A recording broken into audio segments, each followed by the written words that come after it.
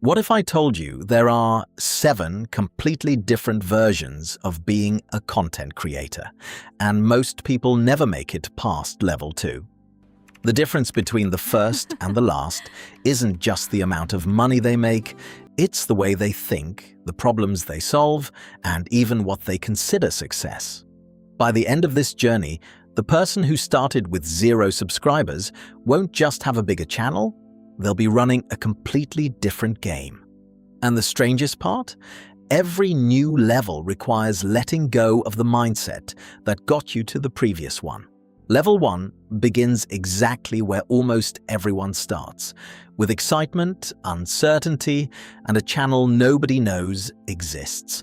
You upload your first video convinced it might go viral. It gets 12 views, 3 of them are yours. You spend 5 hours editing a 5-minute video, then realize the audio is terrible. The thumbnail is blurry, the title doesn't make people curious, the pacing drags.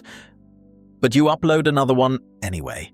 At this stage, subscribers barely matter because you're fighting a much bigger battle, learning how to create something people actually want to watch. Every upload teaches a painful lesson. You realize good ideas aren't enough. Recording isn't enough. Even working hard isn't enough. You're learning editing, storytelling, lighting, sound, and how to keep someone's attention for longer than 30 seconds, all at the same time.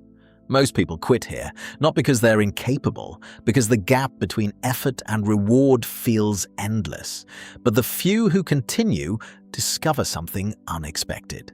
The algorithm wasn't ignoring them. People were. And that realization changes everything. Level 2 isn't about getting famous. It's about understanding human psychology. Suddenly, a few videos start getting traction. Maybe they're earning a few hundred views instead of 20. A handful of familiar usernames begin appearing in the comments. Someone actually waits for your next upload. That's a completely different feeling. You stop asking, "What should I make?" Instead, you ask, "Why would someone click this?" Titles become sharper, thumbnails become cleaner. The first 30 seconds become a carefully crafted promise instead of an introduction. You begin studying audience retention graphs, noticing exactly where viewers leave. Every dip becomes feedback. Maybe YouTube ads bring in $50 one month, maybe an affiliate link earns another 100. It's not life-changing money, but it's proof. Proof that strangers will exchange their time, and sometimes even their money, for something you created. The surprising part is that this level has very little to do with subscribers. It's about learning to capture attention consistently, and once you can do that, the game changes again. Level 3 is where a hobby quietly becomes a business. Your channel starts generating meaningful income. Maybe it's $1,000 a month. Maybe $3,000. For some creators, it's more, for others, less. It depends on the niche, audience, geography, and how they monetize. The exact number isn't important. What's important is what happens inside your head. You stop calling it luck. You build a schedule, you create publishing systems, you track which topics perform well and which ones don't. Instead of hoping videos succeed, you begin testing ideas. Your audience also changes. They're no longer random viewers, they're regulars. People quote your videos, they recommend your channel, they trust your opinions. That trust is worth far more than ad revenue, because trust compounds. But this is exactly where many creators get trapped. The money is finally good enough to be comfortable. Yet, every dollar still depends on the next upload. If you stop creating, the business slows down. To reach the next level, you have to give up the idea that you can do everything yourself. Level 4 looks glamorous from the outside. It isn't. It's terrifying. This is the moment YouTube becomes your full-time career. Your income might fluctuate between $5,000 and $20,000 a month, depending on your niche and consistency. Some months, are incredible. Others make you question everything. For the first time, the pressure is real. There's no paycheck arriving every 2 weeks. You are the business. Ironically, success creates a new problem. You're spending so much time editing, replying to emails, designing thumbnails, negotiating sponsorships, and fixing technical issues that you have less time to think creatively. So you make your first hire. Maybe an editor, maybe a thumbnail designer. At first, it's uncomfortable. Nobody edits exactly like you. Nobody understands your vision perfectly. But slowly, something remarkable happens. Instead of making more videos, you start making better videos. Quality replaces quantity. Your personal brand becomes recognizable. People aren't just watching a topic anymore. They're watching you. And that's when another door quietly opens. Level 5 is where creators stop building channels and start building companies. Everything changes here. Your calendar fills with meetings instead of editing sessions. You hire scriptwriters, editors, researchers, maybe a project manager. Brand partnerships become larger because companies aren't just buying views anymore, they're buying trust. You might launch digital products, a membership, merchandise, templates, a newsletter. Revenue begins coming from multiple directions instead of relying entirely on YouTube ads. One great video can still move the business forward, but one bad video no longer threatens it. Systems replace hustle, processes replace memory. Instead of asking, "Can I finish this video?" you're asking, "Can this team produce great videos every week without me touching every frame?" It's a completely different challenge, but there's another twist waiting.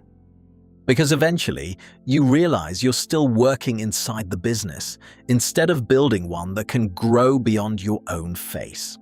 Level 6 feels less like being a creator and more like becoming a CEO. The camera is no longer the center of your world. People are. You might operate multiple channels targeting different audiences. Some feature you, some don't. Your team expands. Editors become department leads. Writers collaborate with researchers. Designers work with strategists.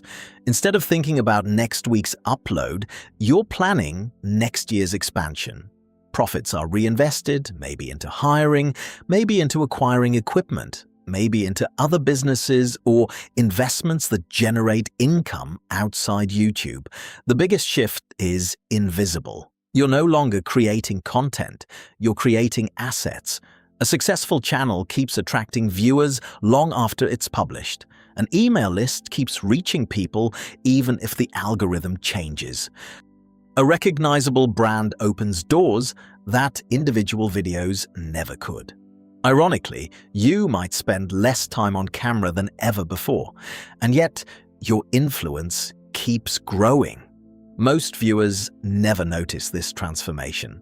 From the outside, they still see videos. Behind the scenes, they're looking at an organization. But there's one final level, and it barely resembles YouTube at all.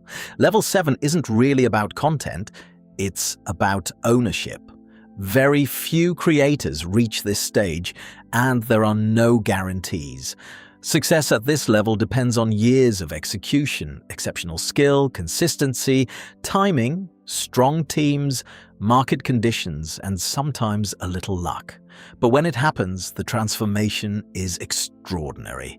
The YouTube channel becomes only one piece of a much larger ecosystem. The creator might own educational products, software, licensing businesses, media brands, investment portfolios.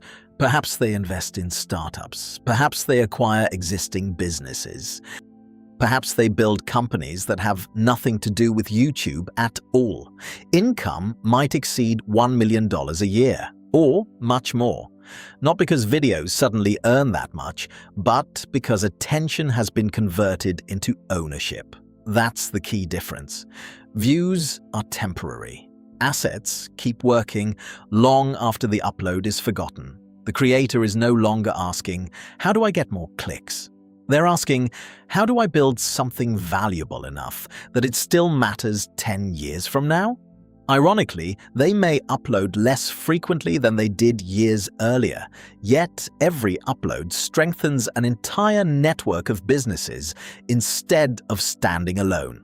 At this point, YouTube isn't the destination, it's the engine. Looking back, every level demanded a different version of the same person. The beginner had to learn skills, the growing creator had to learn psychology, the side hustler had to learn discipline, the full-time creator had to learn delegation. The entrepreneur had to build systems, the CEO had to build organizations, and the owner had to build assets. That's why the journey feels so difficult. You're not climbing one ladder. You're becoming someone new every few steps. The biggest gap between level 1 and level 7 was never subscribers, cameras, or even money. It was identity. One person wakes up wondering how to get more views. The other wakes up wondering how to build something that keeps creating value, whether they're filming or not. And that's the moment being a content creator quietly transforms into becoming the architect of an entire business.